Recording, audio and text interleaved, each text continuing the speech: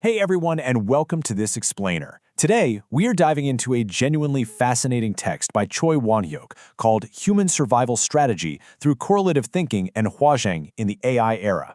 Now, I know what you might be thinking. How on earth does an ancient Buddhist philosophy act as a survival strategy for our hypermodern AI-driven world? Well, it turns out Master Won-hyuk's concept of Hwajang gives us this incredibly practical, structured cognitive map to help us navigate the intense polarities and just the sheer overwhelming pace of modern life. So let's jump right into this. First, I want you to consider this question directly from our source material.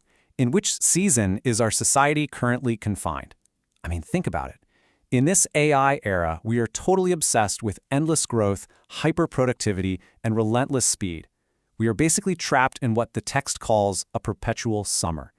But as we all know from nature, a summer that literally never ends is going to eventually scorch the earth. It leads to profound exhaustion and ultimately the withering of our communities. So, how do we break out of this vicious cycle? To answer that, here is our game plan for today. We'll start with the Hwajang strategy, then move beyond binary thinking, explore the third and fourth gates, look at the four seasons metaphor, and finally wrap up with the grand integration. All right, kicking things off with Section 1, the Hwajang strategy.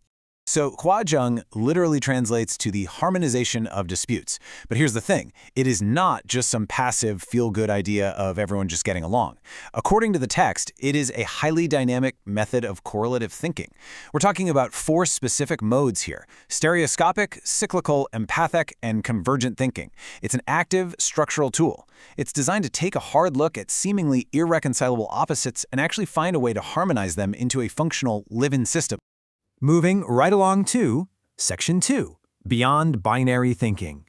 To build out this cognitive map, Won-hyuk starts with a very basic two-term conflict. On one side, you have the suchness gate. This represents essence, emptiness, and deep foundational principles. On the exact opposite side, you have the arising and ceasing gate, which represents phenomenal change and just the messy reality right in front of our eyes. The text uses a brilliant everyday analogy for this. Think of it like school rules versus actual classroom chaos. Right? If you only strictly look at the rules, you completely miss the complex, messy reality of the students. But if you only look at the classroom chaos, you lose all sense of direction and principle. You absolutely need a stereoscopic view to see both of those things at once.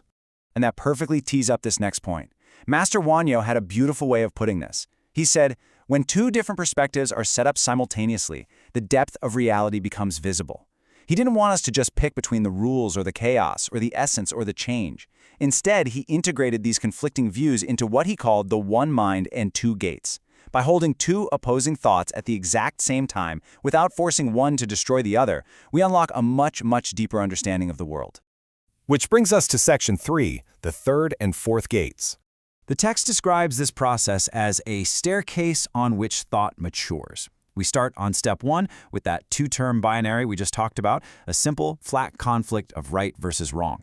But to keep our relationships from getting totally stagnant, we have to step up to step 2, adding a third term to introduce mediation and cyclical movement. And finally, we hit step 3, the four-term structure. This gives us a simultaneous, complete mapping of reality that actually offers practical rest and salvation. Let's break down those last two steps a bit more. Okay, so the core point of the third term, which Yogacara philosophy calls the three natures doctrine, is all about mediation. The text leans on a really relatable analogy here. Imagine two of your friends are locked in a bitter argument. It's just a stubborn, I'm right, you're wrong standoff, going nowhere.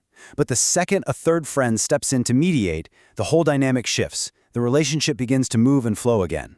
Philosophically, this third term acts as the dependent nature. It cyclically mediates between the extreme of total nihilism on one hand and rigid substantialism on the other. Basically, it gets us unstuck. But wait, we can't just stop at 3. Think about what happens when we add that fourth term. The four-term structure is kind of like holding a compass. It views all four directions at once: north, south, east, and west. By adding what's known as the Pure Land gate, the entire system transforms. It goes from being this dry, analytical philosophy to a deeply practical framework that actually embraces a sense of salvation and true rest. And this relies heavily on empathetic thinking. It's the humble acknowledgement that the door you just walked through isn't the only one out there. There are other doors leading into the exact same house.